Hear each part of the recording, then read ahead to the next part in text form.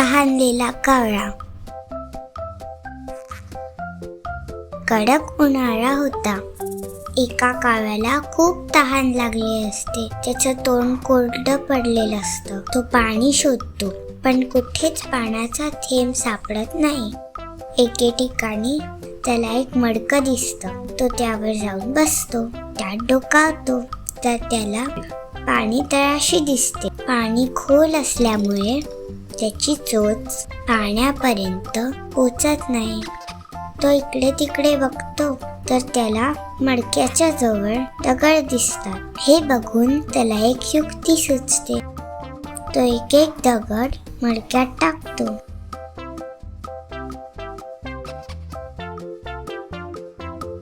हळूहळू पाणी वर येतं. कावळा पाणी पितो, आपली तहान भागवतो आणि भुरकन उडून जातो. कथेचं तात्पर्य, इच्छा तिथे मार्ग. लबाड कोल्हा. आज मी तुम्हाला कावळ्याची गोष्ट ऐकवणार आहे. एके दिवशी एक लहान मुलगी पाव खात असते. तितक्यात एक कावळा जोरात उडून येतो आणि तिच्या हातातून पाव खेचून उडून जातो. नंतर तो एका झाडाच्या फांदीवर जाऊन बसतो. हे दृश्य एक कोल्हा बघतो आणि पाव बघून त्याच्या तोंडाला पाणी सुटतं. तो झाडाखाली येतो आणि कावळ्याला म्हणतो, तू किती सुंदर दिसतोयस आणि तुझा आवाजही गोडच असेल. मला एक गाणं ऐकवशील का? त्या मूर्ख कावळ्याला वाटते, मी खरंच एवढा सुंदर आहे आणि आवाज माझा इतका छान आहे. चला एक गाणं म्हणतोच. तो गाण्यासाठी आपले तोंड उघडतो आणि त्याच्या चोचीतून पाव पटकन खाली पडतो. कोल्हा लगेच ते उचलतो आणि पळून जातो. कथेचं तात्पर्य, स्वार्थी माणसाच्या गोड बोलण्यावर विश्वास ठेवू नये. आजची गोष्ट आहे ससा आणि कासव. ससा नेहमी कासवाला हसायचा, कारण कासव हळूहळू चालायचे. एके दिवशी त्यांनी पळण्याची शर्यत लावली. शर्यत सुरू झाली. ससा जोरात धावला आणि खूप पुढे गेला. कासव मात्र हळूहळू चालत येत होते. ससा जिंकण्याच्या जागेच्या जवळ आला. त्याने मागे पाहिलं तर त्याला कासव कुठे दिसलंच नाही. त्याने विचार केला, चला कासव तर इतक्यात येणार नाही, आपण थोडा आराम करूया. असं म्हणत तो झाडाखाली बसला आणि थोड्या वेळाने झोपून गेला. कासव आपल्या वेगाने हळूहळू चालत राहिला. जेव्हा ससा जागा झाला तेव्हा बघतो तर काय, कासवाने जिंकण्याची रेष पार केली होती. कासव जिंकला. ससा शर्यत हरला होता.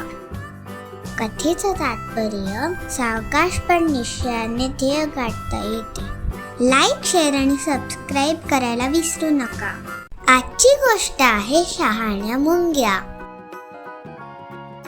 उन्हाळ्याचे दिवस होते. वातावरण प्रसन्न होतं. धान्य भरपूर पिकले होते. अशा वेळी एक नाकतोडा पोटभर खाऊन गाणी म्हणत होता. त्याच वेळी त्याचे मित्र मुंग्या अन्नाचे कण गोळा करून नेत होत्या.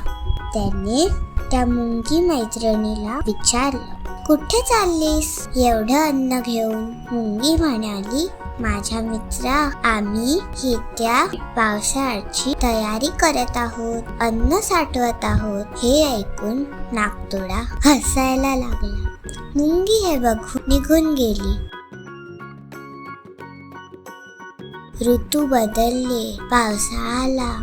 ऊन नाहीशी झाली. अन्नाची टंचाई भासू लागली. नाकतोड्याला स्वतःसाठी अन्न मिळवणे कठीण झाले. त्याच्यावर उपासाची पाळी आली. त्याने त्या मुंगीच्या घराचा दरवाजा वाजवला. ठक ठक. तो म्हणाला, मला काहीतरी खायला देतेस का? सबंध उन्हाळा. तू गाणी म्हणत होता आणि माझ्यावर हसलास, असं मुंगी म्हणाली. नाकतोडा म्हणाला, मला माफ कर. ठीक आहे, तू माझा मित्र आहेस. आपल्या मैत्रीसाठी मी तुला माझ्या घरी जेवायला बोलवते. कथेचं तात्पर्य, आजची बचत हीच उद्याची गरज. लोभी कुत्रा. एके दिवशी एका कुत्र्याला एक हाडूक उरलेले दिसते. तो ते बाहेर काढतो आणि कोपऱ्यात जातो. थोड्या वेळ तो ते हाडूक चाटतो. नंतर तो थकतो आणि झोपी जातो. थोड्या वेळाने तो उठतो आणि त्याला तहान लागते. तोंडात हाडूक धरून तो नदीच्या दिशेने चालू लागतो. नदीच्या पाण्यात त्याला स्वतःचे प्रतिबिंब दिसते. त्याला असे वाटते की पाण्यात आणखीन एक कुत्रा आहे. त्याच्या तोंडातही हाडूक आहे. त्याला तेही हवे असते आणि म्हणून पाण्यातल्या कुत्र्यावर भुंकण्यासाठी तो तोंड उघडतो. त्या क्षणी त्याच्या तोंडातील ते हाडूक नदीत पडते. हवळेपणामुळे कुत्रा गमावतो.